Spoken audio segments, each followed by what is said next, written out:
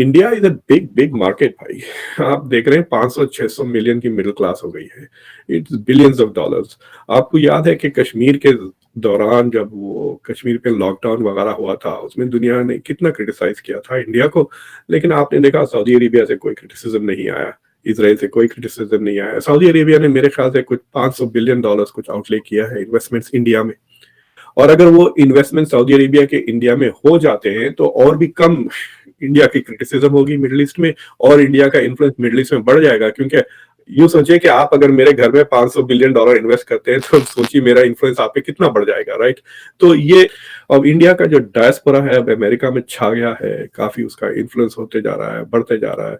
मुझे लगता है कि अनकरीब कैबिनेट में भी आप देखने लगेंगे बड़े बड़े ओहदों पर इंडियन अमेरिकन से। और अगर कमला हैरिस बन जाती है प्रेसिडेंट 2004 या 2008 में, तो you can see this will go further on.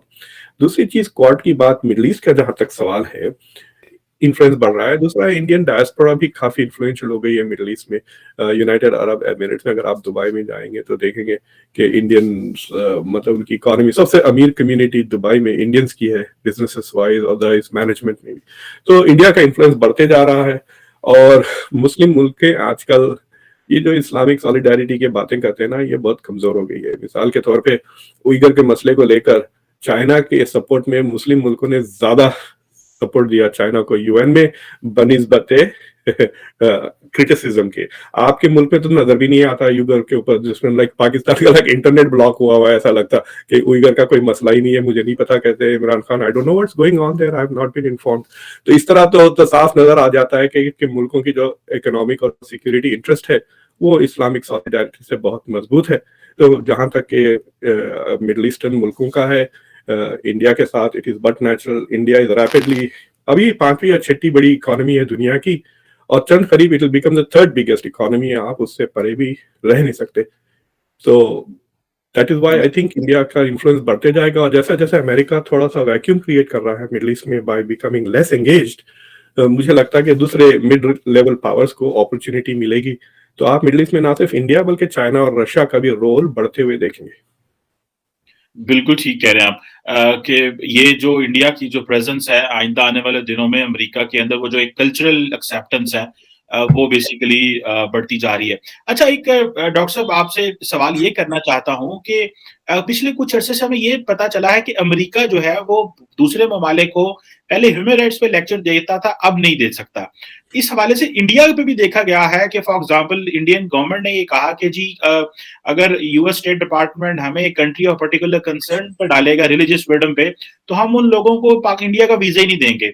तो क्या आप समझते हैं कि इंडिया के ऊपर इंडिया को अमेरिका जो है उस तरह रिलीजियस फ्रीडम पे आप बात नहीं कर सकता, बल्कि चीन भी स्नैप कर देता है? तो ये किस हद तक जो एक फॉरेन पॉलिसी टूल हुआ करता था, अब आप समझते हैं कि this is not part of the American foreign policy tool box? देखिए ये जो आप जिक्र कर रहे हैं वो, first of all it's supposed to be an independent commission, United States Commission on International Religious Freedom, USCIRF. पिछले 2 साल से उनकी रिपोर्ट्स में उन्होंने रेकमेंड किया है कि State Department should identify India as a country of particular concern, CPC की।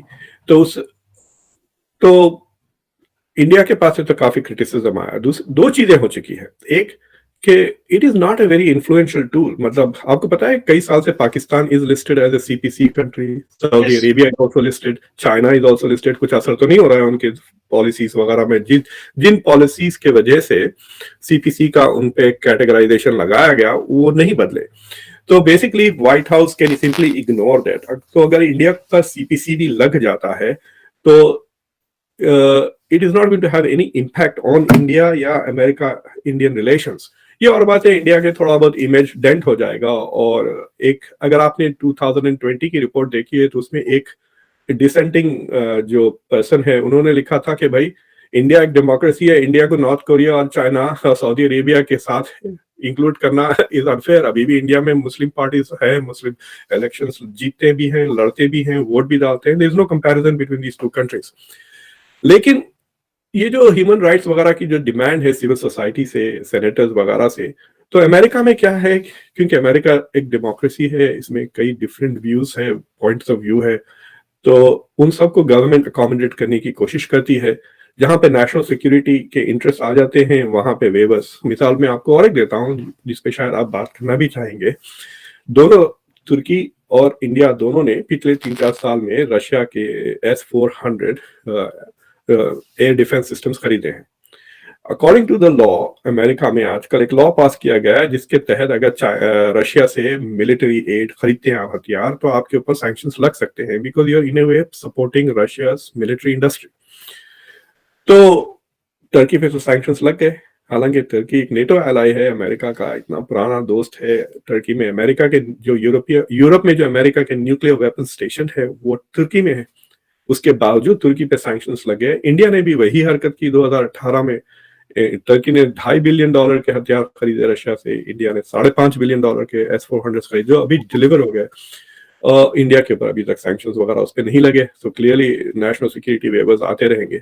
That is an indication of the growing strength of US need for India. India की जो जरूरत है अमेरिका को, उसका आप देख सकते हैं ये नतीजा।